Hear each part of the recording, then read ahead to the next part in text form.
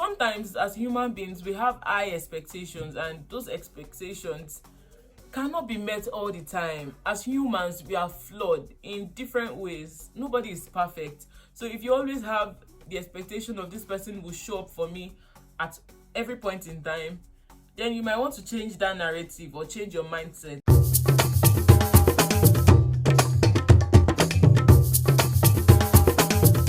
Hey family, welcome back to my channel. If you're new here, hi, my name is Joy. If you're a returning subscriber, thank you for always coming back to watch my videos. So today we are diving into something that affects us all, and you're from the title you already know what it is: friendships, adult friendships, Christian friendships, and relationships generally.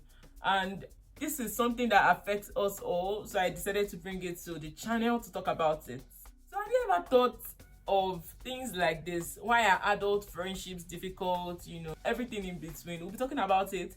So grab your popcorns and maybe blankets, whatever will make you comfortable, and let's have a discussion in this video. A quick disclaimer: I'm not perfect. I'm not a perfect human being, and I don't think I possess 100% quality to say I've been the best friend in the world. No. But what we are doing here is talking about it and looking at possible ways on how we can improve our friends and our friendships and relationships generally. So the first thing I think makes adulthood friendship so difficult, or makes us struggle with friendships, is busy lives. I know some persons might say this is not an excuse, but my darling, I think it is an excuse, because people have lives to live. People have busy lives. People are dealing with work, their jobs. Some persons have degrees to bag. Some persons are struggling with family problems, village problems, and all of those things. Extended family problems. I don't know if you guys have had one of those extended family problems where you totally forget almost every other thing in your life, but that is not what we are talking about. But what I'm trying to say is, people have busy lives, in as much as one would think is not an excuse. But the honest truth is that people are going through stuff. People are going through things that limit them from the amount of conversations they have online, the amount of times they come online, and interactions they have with people, basically. But the beautiful thing about friendship is understanding. Friendship is communication. So it doesn't mean we've not talked in a while, and when I hit you up, you're saying, oh, you didn't check up on me, and all of those things. Friendship is understanding that, okay, my friend, how are you? I've not talked to you in a while. We've not seen, we've not met. How is it? What is going on with you? And all of those things. Having that conversation, you get what I mean? And the honest truth is that as we grow older, we have more responsibilities to take care of. So imagine someone who is dealing with maybe the person is even married, right? Or the person is still single, but the person has work, has a lot of responsibilities to deal with, and maybe bills to pay. And then you're expecting the person to communicate with you every day. My dear, it might not work for some people. It might work for some people and it might not work for others.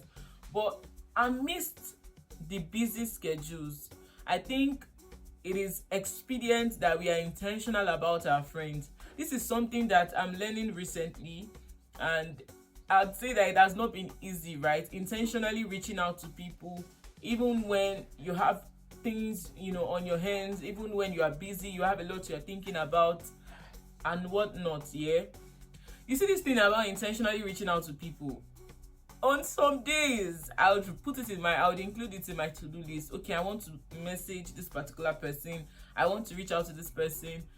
These are things that I include in my to-do list, and at the end of the day I tick them, right? So if I forget, or if for any reason I forget, I go back, and because I am faithful to my to-do list, I'm also faithful, in at least to an extent, in reaching out to people. So amidst our busy schedules as human beings, cannot say because we are busy we don't check up on our friends. So even if you say, oh, I'm that kind of person that out of sight is out of mind, it's not an excuse, my darling. Include it in your to-do list intentionally. Sometimes I tell my people around me, please remind me, I want to message this person, remind me, I need to call this person. if you need to do that, please, whatever works for you, including it in your to-do list, and also going straight to the point. Because like I said, people have busy lives, and the earlier you understand that, okay, I'm reaching out to this person solely to check up on them, I don't know how to put it, don't go through the corners. You know your friends, you know how you relate with them, and you know what works for you, so do what works for you, but don't just go to people's DM and start spending days there or hours. Another thing why I think friendships can be very, can be very challenging or is quite difficult is because people have different priorities, and those priorities can change over time. It might require you changing your friends, and this is such a hard pill to swallow, guys.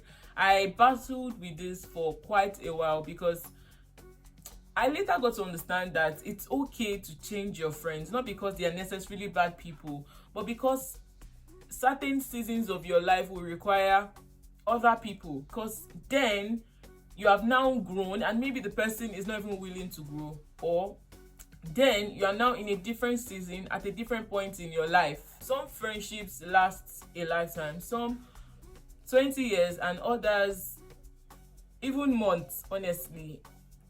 But I think what is key is defining friendships and understanding what role this person plays in your life, because they're not just there to play a part in your life, but vice versa. Another reason why I think adult friendships can be complicated is high expectations. Define your friendships, know what this person holds in your life.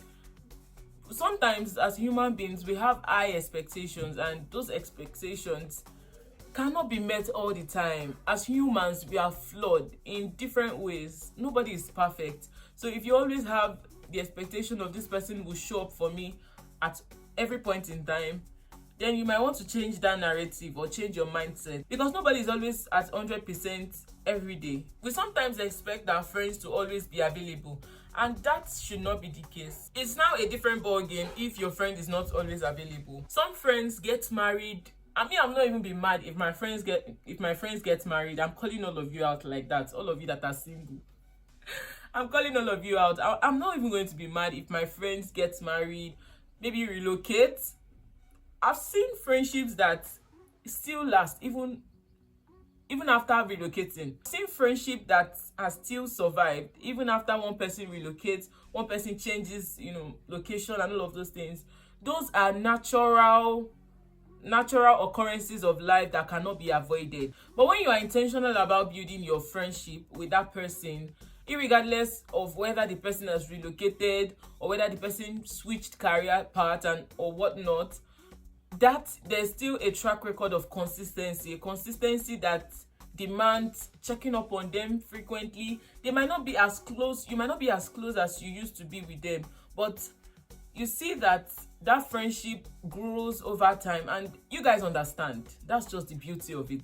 You guys, both parties understand. You guys might not talk every day, but when you talk, it's as if there was never a gap or there was never a bridge. Those friendships, I think they are the ones to even hold on to more, because there's mutual understanding, there's communication, and both parties are aware that they have lives to live, things are happening, and everybody's dealing with one thing or the other, and the best they can do for each other is to reach out over time, not blame anybody, not do who calls first or who texts first, or and all of those things. In as much as friendships start organically, right, without so much effort, it will not thrive if you do not work hard on that friendship. So I thought friendships were meant to be organical, in which they are meant to be organical from the beginning, but they cannot be sustained like that. It cannot be treated shabbily. You don't just reach out when you feel like. Am I preaching? So I've come to understand that you don't just reach out to people when you feel like, even when you're in a terrible place or where you are not in such a good mood, just sending that text will do. Include it in your to-do list. Honestly, this is something I do. I tell people around me, please remind me, I need to message this person, I need to send this person a text message, I need to call this person, and all of those things. It might you might not be able to commit it to memory. So do what works for you. If it includes you putting it in your plan for the day, telling or setting reminders, please do. Quality friendships can only be sustained by intentionality. It's not even about what you want to get from the person. You're not sustaining the relationship simply because, oh, this person might be of help to me tomorrow, even though the person would be of help. You're not doing that solely for that reason. Somebody once told me, the best investment you can make is to invest in people. Another way to build quality friendships and relationships as Christians is being vulnerable. I was telling somebody that what is the whole essence of Christianity? What is the essence of friendship if I cannot be vulnerable with you, right? So many people tend to judge. It is in human nature to judge, honestly. Although we say we listen, but we don't judge. But many, at times, we judge. We might not even say it outside, but we judge in our hearts. The essence of friendships is that we are able to call ourselves back when we see that you are deviating or you are doing something that is extreme. So if I cannot be vulnerable with you, then it means that you're not my friend. If I cannot tell you that, okay, this is what I did, this is what happened, this is what I'm struggling with, what I'm battling with, or I'm battling with pornography, I'm battling with sexual whatever, I'm battling with lying, I'm battling with stealing, I'm battling with fornication, it means that you have not embraced vulnerability enough. So if you are battling with your spiritual life, if you cannot open up to that person who you think or you call your friend, what is the essence, honestly? Who should you even open up to in the first place? The Bible even talks about how iron sharpens iron. So if I cannot come to you that I have this problem I'm struggling with, this is what I'm going through, then what's the whole point of the friendship?